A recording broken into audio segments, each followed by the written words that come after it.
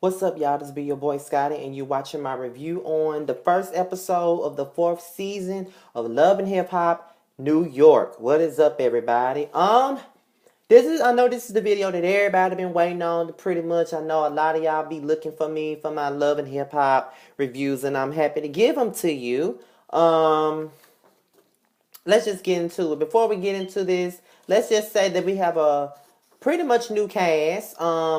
Rocky is gone, Winter is gone, Jen the Pen is gone, Teeth Sequence is gone. Just about all the people that were useless are gone, pretty much. Rashida Ali is bumped down to reoccurring, and from what I heard, so was Olivia, but I don't really don't know. I heard that she filmed some episodes, and then I heard that she's over the show, but I don't know. But who cares? Let me just get into this show. Can I just say that they are trying so fucking hard to be Love and Hip Hop Atlanta. They are really trying hard as hell to be Love and Hip Hop Atlanta. Like before anybody comes up in here and says, well, they were the original, and if it wasn't for the New York edition, there wouldn't be no Atlanta. True enough, it wouldn't be no Atlanta without the New York edition. Yeah, true enough, but it's not our fault that Atlanta came in and surpassed the original one and shitted on them in ratings. It's not our fucking fault that that happened. So with that being said, Atlanta isn't the one that's going to a huge cast overhaul. It's fucking Love and Hip Hop New York.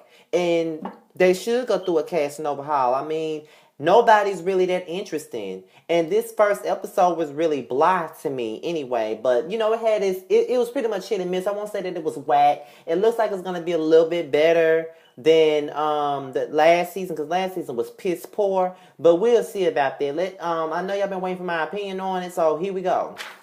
I'm already 2 days late, so I'm ready to give y'all this. So we opens up with Queen Yandy. Say what you want, but I feel like Chrissy left her throne to Yandy or Tahiri. Is one of the two. This show belongs to one of those two. So Yandy pretty much is taking over Mandisi's responsibilities with keeping his son for a couple of days out of the week. And she's cooking, making dinner for little Mandisi or whatever.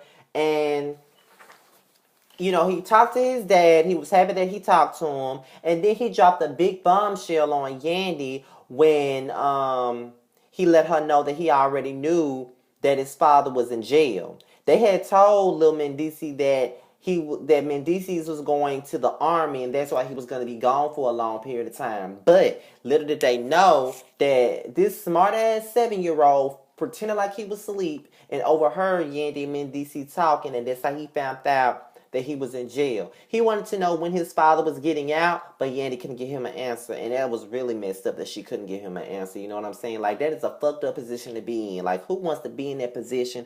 Who wants to tell their child that their father is not coming back, pretty much? I mean, he has a minimum. You know what I'm saying? So, pretty much.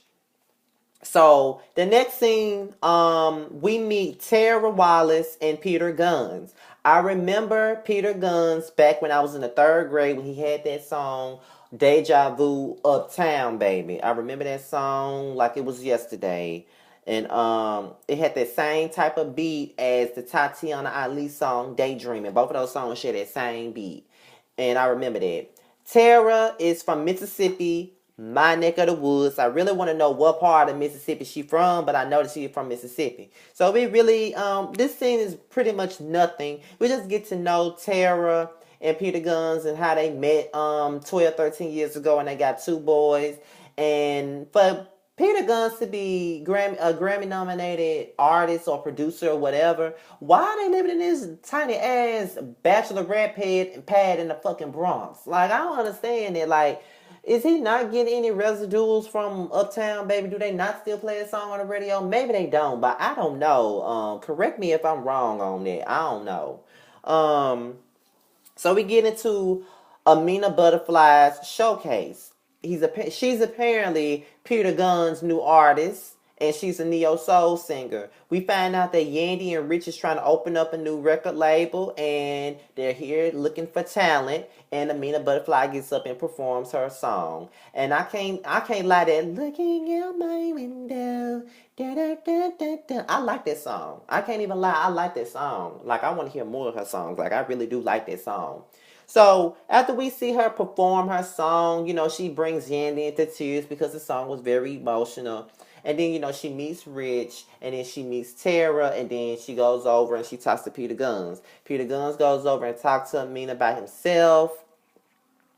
And it's pretty much certain that something more is going on with the situation besides a manager thing. This is pretty much reminiscent of Stevie J, Jocelyn, and Mimi. And right about now, y'all, I don't like Hyena Butterfly at all. I really don't like her. Everything about her fucking annoys me. Her voice annoys me. I know I talk with a lisp, but that bitch lisp is so fucking heavy. Her teeth is fucked up. I know that I got a chip tooth, but you can just tell that her teeth look like fucking rocks. Like, it look like she got a bunch of rocks in her mouth. Everything about her annoys me. She just fucking annoys me. And I'm just going to continue on because y'all really going to understand why Hyena Butterfly annoys me. So we get into Joe and Tahiri and this boring ass scene. Pretty much Tahiri and Joe Budden basically got back together, which I already knew that they was going to do any damn way. They apparently took some AIDS tests before they start back having sex. And this scene pretty much wasn't nothing. It's just introducing us to Joe and Tahiri and how they got back together and how they've been in each other's lives for 10 years and how they just can't stay away from each other, which is no surprise at all. So, okay.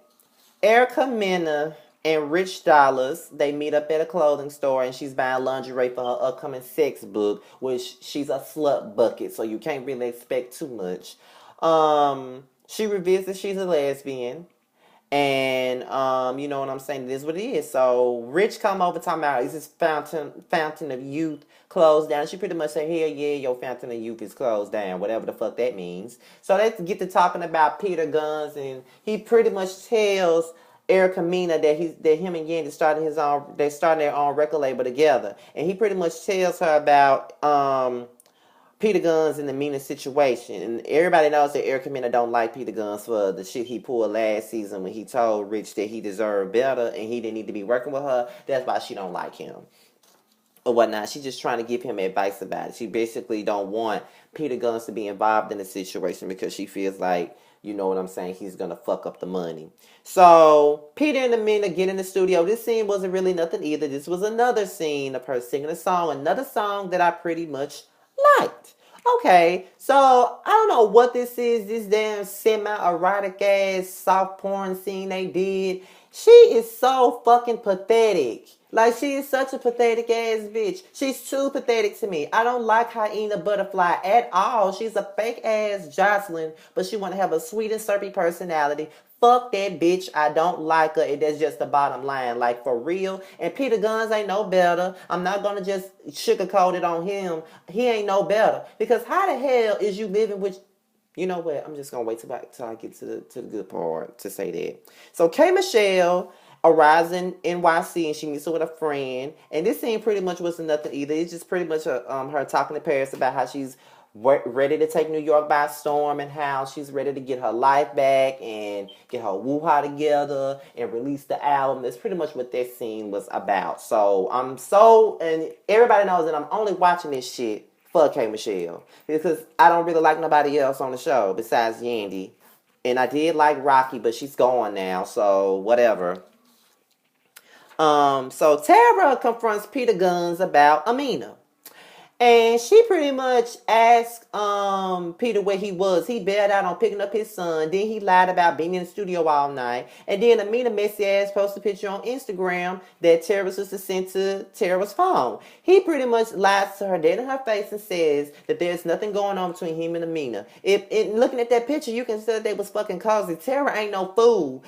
I mean, you can look at that picture and tell that they got something going on. And I really do believe that Hyena Butterfly pretty much put that picture up there on fucking purpose to be messy, knowing that everybody was gonna fucking see it. She's messy. I don't like that bitch. She fucking messy. And that's just the bottom fucking line. So we get into Yandy and Mendeecees on the phone. They pretty much get into their damn petty ass spat. Not much to speak on, really. Is it? It's not.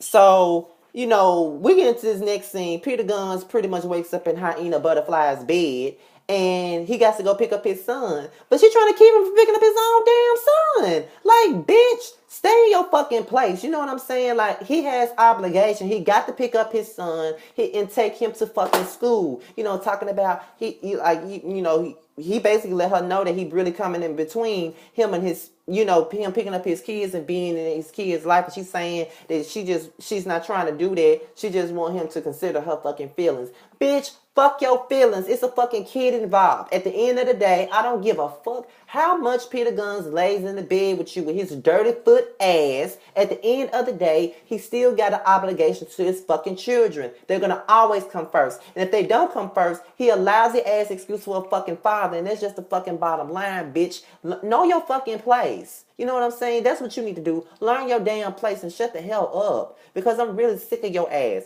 You always running your mouth. You always saying something. I wish you would keep your tongue-tied ass mouth shut. Shut the fuck up. Damn. With your whining ass. Join Tahiri go out for a boring-ass romantic date. I'm sorry, y'all. I know that it's nice to see a black couple happy, but I don't give a damn about Joe and Tahiri, to be honest. Bring on the drama. I mean, they got the STD test back. They pretty much clean. Who cares? It's nice. Next scene. So, Yandy breaks down.